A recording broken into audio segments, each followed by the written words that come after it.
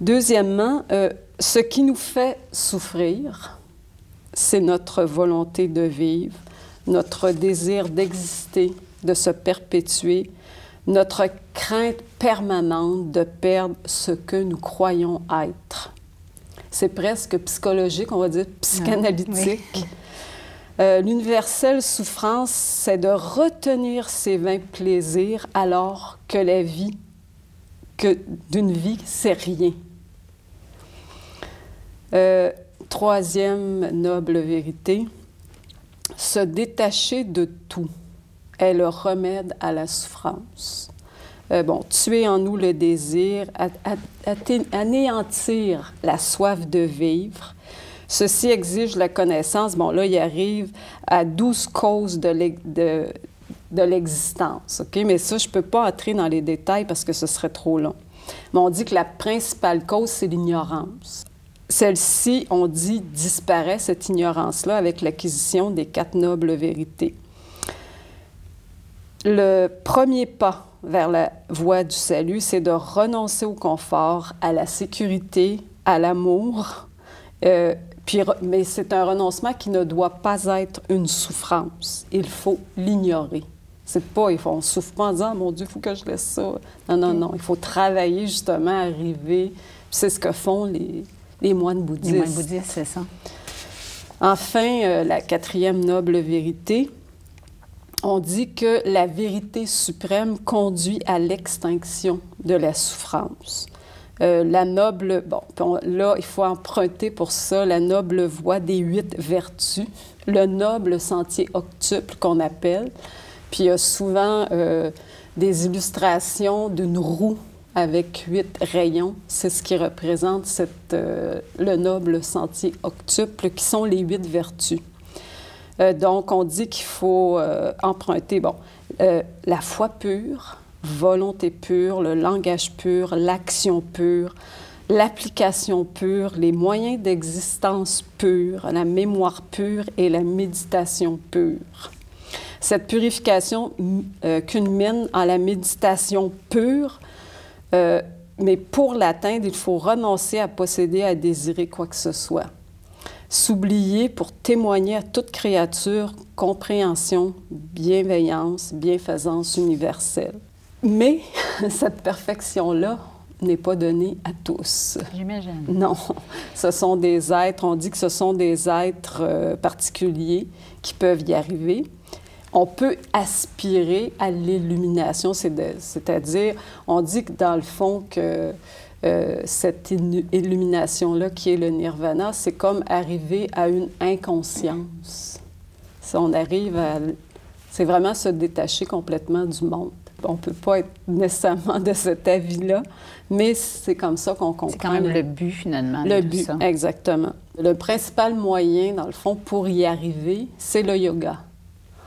Donc, les gens vont pratiquer le yoga, mais surtout le yoga respiratoire. Peut-être qu'aux Indes, c'est plus le yoga, les exercices physiques. Okay. Mais eux, il y a aussi un côté respiratoire. Hein? Il y a la respiration. Donc, eux, c'est moins charnel, on va dire. C'est vraiment toujours intérieur. Donc, le nirvana, finalement, c'est vraiment l'abolition de tout désir, parce qu'on le veut, c'est pas une obligation, c'est sûr, de la volonté, du changement, du devenir, ni bonheur éternel. Il n'annonce pas non plus de paradis, ni d'enfer Bouddha. C'est comme essayer, on dit que c'est difficile d'imaginer le nirvana, que c'est l'inconscience absolue, le non-être. Donc, c'est de tout laisser pour redevenir rien, finalement. Quelles sont les 2 faces de la communauté bouddhiste? La communauté se divise en 2. Il y a ceux vraiment qui choisissent de consacrer leur vie à cette atteinte-là. C'est la communauté des moines bouddhistes, ou qu'on appelle aussi la communauté des moines mendiants, parce que les moines bouddhistes ne travaillent pas et vivent vraiment de l'aumône que les gens autour vont leur apporter. On dit que pour devenir moine, les hommes aussi, il faut dire que ce sont des hommes qui deviennent des moines, que quelques femmes peuvent parfois devenir moines, mais après avoir passé des étapes peut-être encore plus difficiles que les hommes, et que jamais elles ne vont être dans le même pièce ou monastère. On va leur réserver une pièce aux femmes. Mais on dit que la tante de Bouddha est devenue moine. Ah oui? Oui. Le fils aussi de Bouddha, parce qu'on dit je vous avais dit qu'il y a eu un fils juste avant de délaisser le monde. On dit que son fils aussi, Kaula, est devenu moine, lui aussi. Donc, il y a 2 étapes à franchir pour devenir moine. On dit au plus tôt, à 16 ans, pas avant. On appelle ça la première étape, qui est la sortie du monde. Là, on demande à l'aspirant de respecter les enseignements de Bouddha. Quand il est admis, il revêt une robe jaune, parce qu'habituellement, c'est une robe rouge qu'ont les moines bouddhistes. Et il mendie tout le jour accompagné de son maître, parce qu'il y a toujours un maître qui va l'accompagner. Ensuite, après au moins 4 ans de noviciat, on va dire, c'est la seconde ordination qu'on appelle. Il s'agit d'un véritable examen que le novice doit faire preuve lors de cet examen-là de sa bonne santé et de sa pleine liberté.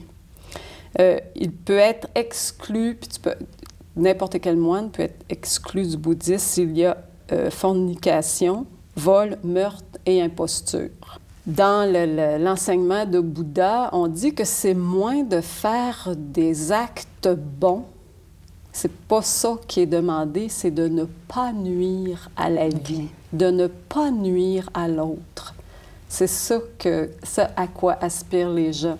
Alors que dans d'autres religions, on dit, bien, fais le bien. Eux, c'est pas de cette façon-là qu'ils vont l'aborder, c'est de dire, tu ne dois pas nuire à un être vivant. Donc, ils vont s'abstenir de nuire. Ça, c'est la communauté, donc, des moines mendiants. Oui.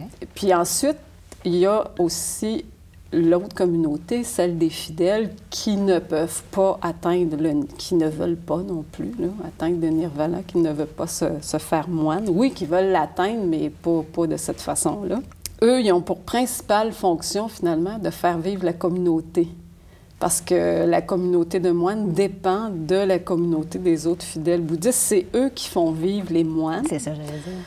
Mais c'est eux aussi, quand ils ont des monastères, qui vont payer pour le monastère. Donc, le moine peut vraiment se consacrer plus à sa recherche spirituelle, disons. Là.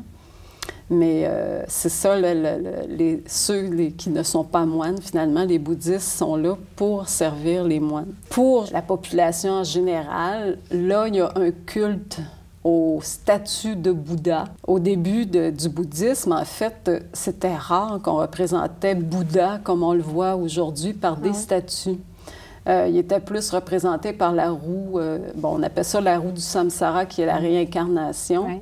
Où, c'était plus des symboles qui représentaient Bouddha. Maintenant, on dit que dans les premières statues de Bouddha, on s'est un peu...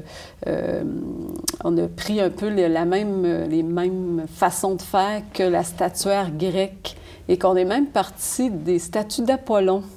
Ah oui? Oui, pour faire les premières statues de Bouddha, mais qu'on a gardé ses yeux bridés. Et puis qu'on lui a mis ce sourire-là, qui est vraiment, sur toutes les statues de Bouddha, qui est un sourire énigmatique, bienveillant, heureux. Doux. Doux, exactement. On dit que les statues et les images de Bouddha sont vénérées dans les temples. On va faire des danses, c'est quand même assez...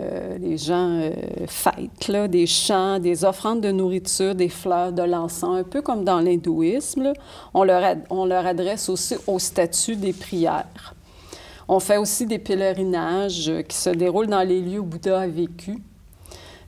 Ou la stupa dont je vous parlais. Il y a une fête annuelle autour de cette stupa-là, puis elle est vraiment merveilleuse. Puis là, On va l'embellir encore plus lors des fêtes ou des pèlerinages. Mais on dit que les véritables... Ça, on ne considère pas ça dans le bouddhisme comme de véritables rites. C'est comme les rites de la population. Mais ceux qui sont vraiment dans le secret, on va dire, ce sont les moines, qui, eux, ont 2 cérémonies aussi mensuelles. De confession, les jours de la nouvelle et de la pleine lune. Cette confession se déroule en 8 parties. C'est donc une confession qui est longue, puis que, pour montrer aussi que les moines sont pas laissés à eux-mêmes, là. Okay. Puis là, on dit que les principales fêtes marquent les changements de saison, rappellent les moments aussi importants de la vie de Bouddha. Maintenant, si on parle des courants bouddhistes et des textes sacrés, en fait, quels sont les 3 principaux courants du bouddhisme? Oui. Donc, le bouddhisme s'est divisé en 3 grands courants qu'on appelle d'abord le petit véhicule. Le petit véhicule, c'est les moines, celui des moines.